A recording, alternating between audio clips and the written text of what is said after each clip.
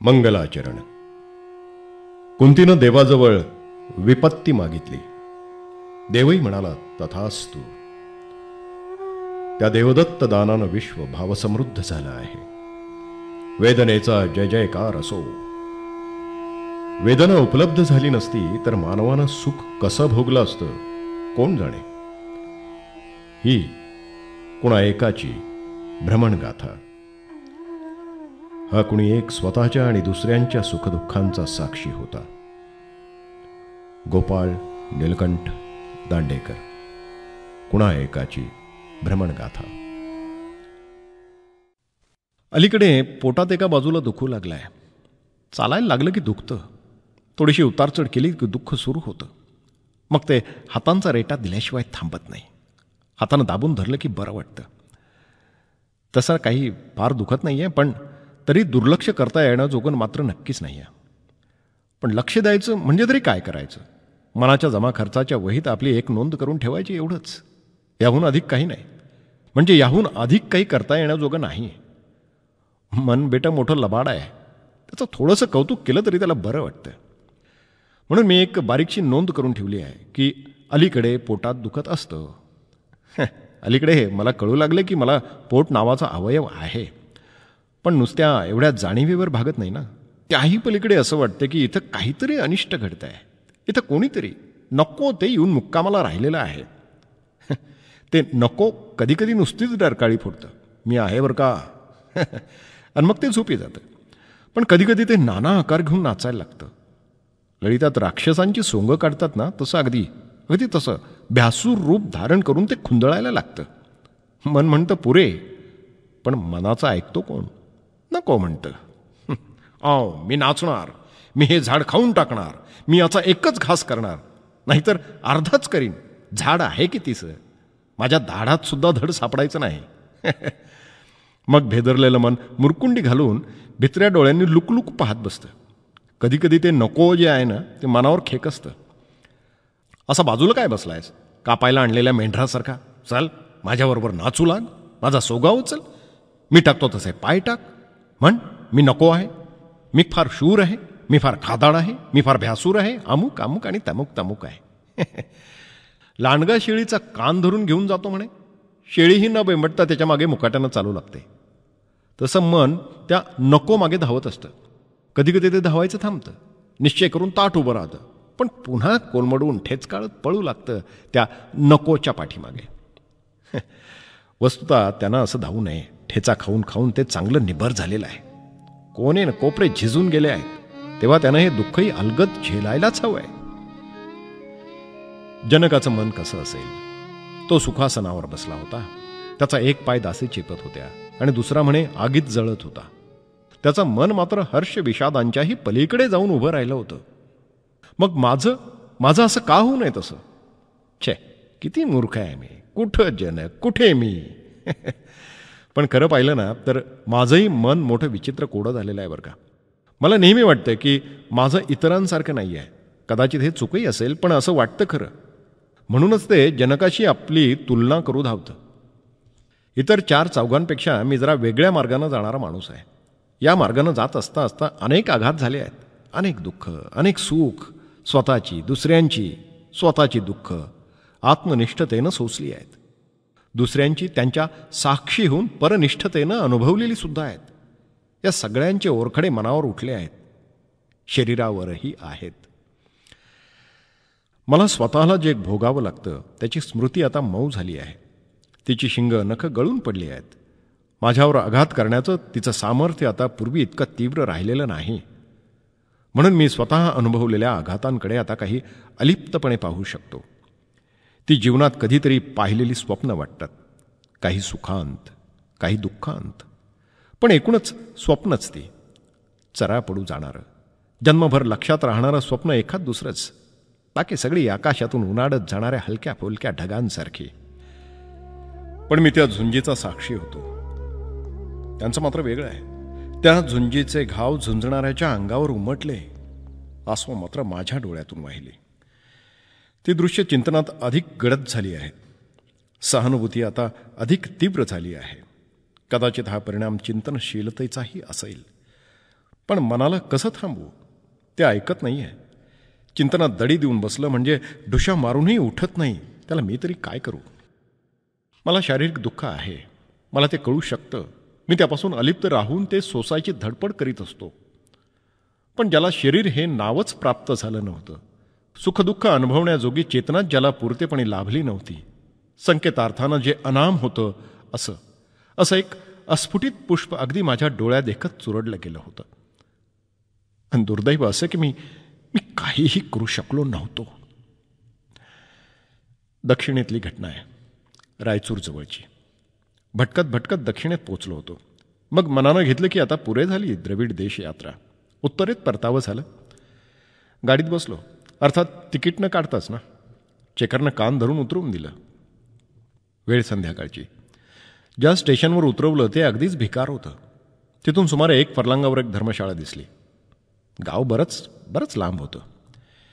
विचार केला की गावात जायचं काय कारण? सकाळी जेवण लाभलं आहे, उद्यापर्यंतची चिंता नाही. इथं धर्मशाळेत रात्र काढू, उद्या सकाळी याच स्टेशनावरून गाडीत चढू, नाहीतर पुढच्या स्टेशनपर्यंत चालत जाऊ. धर्मशाळेकडे निघालो. चहूकडे ओसाडी, छोटी छोटी झुडपं, मध्येच मोठमोठाले धोंडे एकमेकावर रिलून बसलेले. मोठं असं झाड विरळच. वारा भणभणत होता. धर्मशाळेजवळ पोचल्यावर असं लक्षात आलं की समोर एक विहीर आहे. तिच्या खिराडीच्या खांद्याला दोर बांधलेला आहे. एक फुटकी बादलीही आहे. धर्मशाळा म्हणजे बरीच लांबरुंद अशी पत्र्याची ओसरी. 3 बाजूने बंद, एक बाजू मोकळी. चहूकडे घाण, कचरा, धूळ. म्हणजे नेहमी धर्मशाळा जशा असतात ही अगदी तशीच एक होती.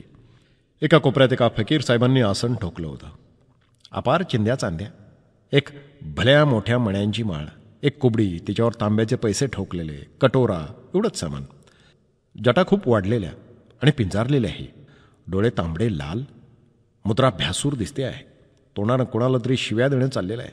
हातानं गांजा मळणं चाललेलं आहे. त्यांना माझ्याकडे लक्ष दिलं नाही, तेवढं तरी बरं आहे. नाहीतर शिव्यांचा मोर्चा माझ्याकडे वळायचा. विहिरीचं पाणी काढून तोंड धुतलं, थोडंसं पाणी प्यालो. तोवर सूर्य मावळला. फकीर महाराज गांजाची तार नीट सुरात लावून बेहोश होऊन पडून राहिले. मी दुसऱ्या कोपऱ्यात कचरा साफ करून अंग टाकलं. शुद्ध त्रयोदशी किंवा चतुर्दशी असावी. चांदणं स्वच्छ होतं. तेवढ्यात कुणीकडून तरी एक कुत्रं आलं. अगोदर ते फकीराकडे गेलं. त्याला हुंगून मग ते माझ्याकडे आलं. यू करून बोलावलं, पण जवळ न येता शेपटी हलवीत ते लांबच उभं राहिलं. थोड्या वेळाने एका बाजूला दोन मुरकुंडी घालून तेही झोपून गेलं. मधूनच ते मान उभावून भुंके आणि मग चुपचाप तोंड पायात खुपसून पडून राहील. असाच मध्यरात्रीचा सुमार असावा. ते खूप जोरजोरानं भुंकू लागलं. उठून बाहेर जाऊन उभं राहिलं. अचानक असं दिसलं की चांदण्यातून कोणी दोघं हळूहळू धर्मशाळेकडे येत आहेत. म्हटलं असेल कोणीतरी, आपल्याला काय करायचं आहे. ती दोघं जवळ आली तेव्हा लक्षात आलं की त्यातला एक आहे पुरुष आणि दुसरी स्त्री. स्त्री अगदी कष्टानं चालते आहे. पुरुष तिला धरून धर्मशाळेकडे येतो आहे. पुरुषानं कुत्र्याला एक दगड मारून त्याला हाकलून लावलं. ते लांब जाऊन अधिकच भुंकायला लागलं. स्टेशनावर आणखी 1-2 कुत्री असावी. याचं ऐकून त्यांनीही भुंकणं सुरू केलं. थोड्या वेळानं बाईला तिथंच बसवून पुरुष आत आला. त्यानं आतला कानोसा घेतला. त्याला अंधारात अस्तित्व जाणवलं ते केवळ फकीराचं. कारण त्यानं निरनिराळ्या स्वरात छानदार घोरणं सुरू केलं होतं. माझं तिथं असणं त्याला कळलंच नाही. तो पुरुष फकीराजवळ जाऊन कानडी भाषेत हाका मारू लागला. फकीर महाराज बहुतेक जन्नतमध्येच पोचलेले असावेत. त्यांना जाग येण्याची चिन्ह काही दिसेनात. तेव्हा मग त्या बाईजवळ जाऊन त्यानं तिला धरून आत आणलं. मी झोपलो होतो त्या बाजूला उघाडीच्या अंगाला ती 2 जणं बसली. कानडीतच ती बोलू लागली. मला एक अक्षरही काही कळलं नाही, पण बोलण्याच्या पद्धतीवरून एवढं मात्र उमगलं की तो पुरुष बाईला काहीतरी समजावतोय. बाई कणत कणत मधूनच एखादं उत्तर देत असावी. थोड्या वेळानं मला डुलकी लागली. एकदम जागा झालो तो बाईच्या विव्हळण्यानं. एकदम छातीत धक्का झालं. तो माणूस बाईला बुक्क्यांनी बडवीत असावं, बहुधा पोटावर. ताटकन उठून बसलो. पहिल्या क्षणी मनात विचार आला तो असा की धावत जाऊन त्याला धरावं, त्याच्या पाठीत दणके घालावेत आणि त्याला विचारावं की बाबा का म्हणून. पण त्या माणसाच्या शरीर प्रकृतीकडे पाहिलं आणि थबकलो. भला गलेलठ्ठ होता तो. मी अंधारात झोपलेलो होतो. चांदण्याच्या अंगाला हे प्रकरण घडत होतं, त्यामुळे त्याचा आकार सहज माझ्या लक्षात आला. मला मोठं अवघडल्यासारखं झालं. काय करू. छे.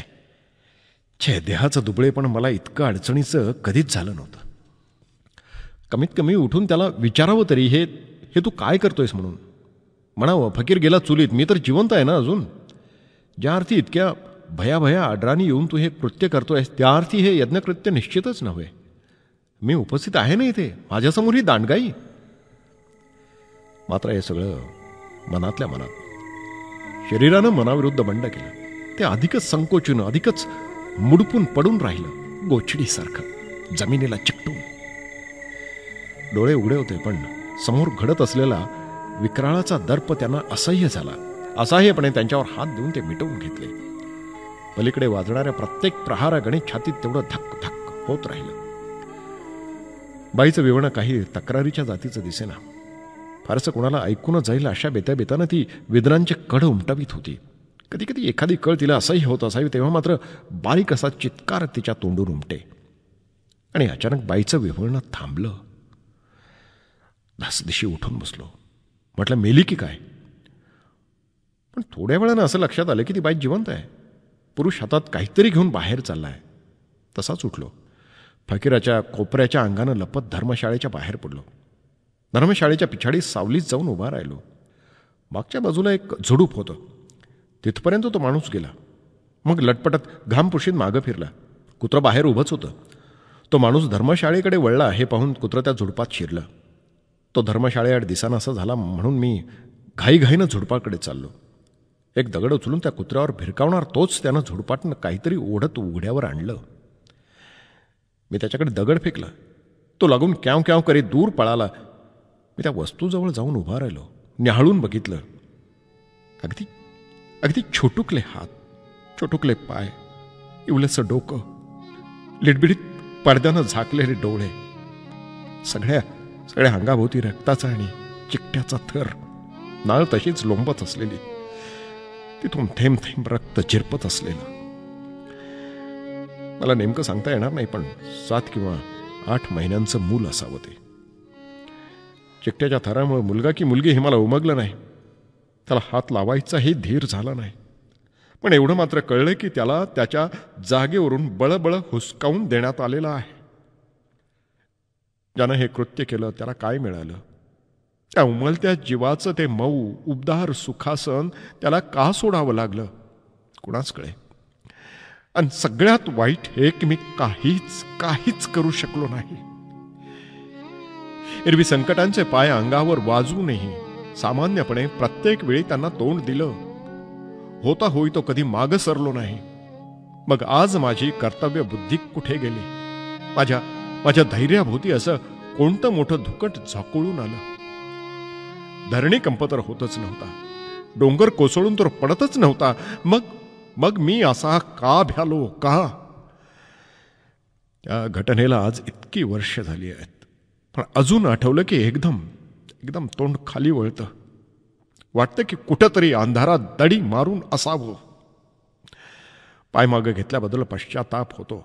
अशा काही घटना जीवनात घडल्या आहेत. त्यातलीच ही एक अतिशय दाहक अशी. त्यावेळी नुसती आसवं वाहिली डोळ्यातून. पण त्या आसवांनी कुणाचं दुःख कमी झालं? कुणाचंच नाही. मग केवळ आसवं वाहून काय लाभ? त्याचं निर्माण होणंही व्यर्थ आणि सुकून जाणंही व्यर्थच. तर त्या तशा परदुःखाच्या वाचत्या घाती ज्या शरीरानं साथ दिली नाही त्याचं काय कौतुक? काय होणार असेल ते होवो त्याचं, मरो ते शरीर.